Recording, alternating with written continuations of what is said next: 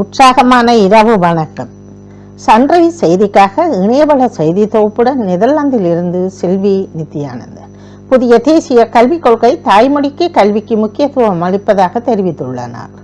ஜனாதிபதி தேர்தலுடன் தொடர்புடைய விசேட தினமாக கருதி 14ஆம் தேதி சனிக்கிழமை வாக்காளர் அட்டைகள் விநியோகிக்கப்படும் என தேர்தல் ஆணைக்குழு தெரிவித்துள்ளது. எதிர்வரும் ஜனாதிபதி தேர்தலில் ஐக்கிய மக்கள் கூட்டணியின் ஜனாதிபதி வேட்பாளர் சஜித் பிரேமதாசவை ஆதரிப்பதற்கு கட்சி மேற்கொண்ட தீர்மானத்தில் எந்தவித ஐயமும் இல்லை என இலங்கை தமிழரசு கட்சி அறிவித்துள்ளது. முன்னாள் ஜனாதிபதி மஹிந்த ராஜபக்சவை கொலை செய்ய முயற்சிக்கப்படுவதாக குற்றம் சுமத்தப்பட்டுள்ளது. தேசிய மக்கள் சக்தியினால் இந்த கொலை சதி முயற்சி மேற்கொள்ளப்படுவதாக ஸ்ரீலங்கா பொதுஜன முன்னணியின் நாடாளுமன்ற உறுப்பினர் திஸ்ஸக்க குட்டி ஆராய்ச்சி தெரிவித்துள்ளார்.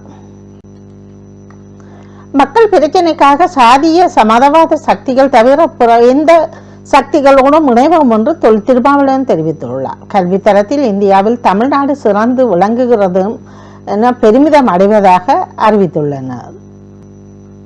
உலகின் ஏழ்மையான நாடுகளில் ஒன்று கிழக்கு தீமோர் ஆகும்.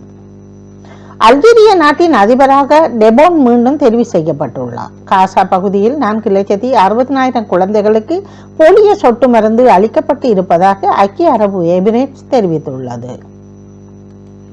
அமெரிக்க வரலாற்றில் அதிக விடுமுறை எடுத்த ஜனாதிபதி என்கின்ற அவப்பெயரை ஜோ பைடன் பெற்றுள்ளார். 4 ஆண்டு பதவி காலத்தில் 532 நாட்கள் விடுப்பு எடுத்துள்ளார். 81 வயதான ஜோ பைடன் 1326 நாட்கள் ஆகிவிட்டதாகவும் நியூயார்க் போஸ்ட் தெரிவித்துள்ளது. அதில் 794 நாட்கள் மட்டுமே பணியாற்றிய நிலையில் 40% விடுமுறை எடுத்திருப்பதாக தெரிய வந்துள்ளது. அமெரிக்கா, இந்தியா, ஆஸ்திரேலியா, ஜப்பான் ஆகிய நாடுகள் இணைந்து குவாட் அமைப்பை ஏற்படுத்தியுள்ளன.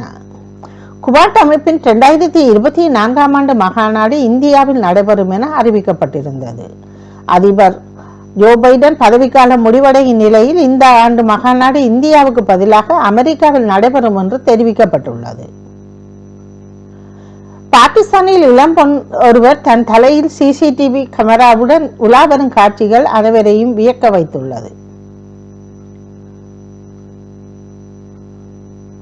மேற்கு ஆப்பிரிக்காவில் உள்ள நாடான நைஜீரியாவில் நைஜர் மாகாணத்தில் உள்ள அககி நகரில் விபத்து இடம்பெற்றுள்ளது. நைஜீரியாவில் எரிபொருள் கொள்கலன் வாகனம் ஒன்று மற்றொரு வாகனத்துடன் மோதி விபத்துக்குள்ளாகியுள்ளது. குறித்த விபத்தில் 48 பேர் பலியாகி இருப்பதாக தெரிய வந்துள்ளது. மேற்கு ஆப்பிரிக்காவில் உள்ள நாடான நைஜீரியாவில் நைஜர் மாகாணத்தில் அககி நகரில் இந்த விபத்து இடம்பெற்றிருப்பதாக தெரிய வந்துள்ளது. பிலிப்பைன்ஸில் உருவான ஜாகி சூறாவளி சீனாவை தொடர்ந்து வியட்நாமை தாக்கியுள்ளது. நோர்வே விஞ்ஞானிகள் சிலர் உலக மக்கள் தொகையில் கிட்டத்தட்ட 3/4 பேர்கள், அதாவது 5.6 பில்லியன் மக்கள் கடுமையான இயற்கை சீற்றங்களை எதிர்கொள்வார்கள் என்று மதிப்பிட்டுள்ளனர். தொடர்வது விளையாட்டு செய்திகள்.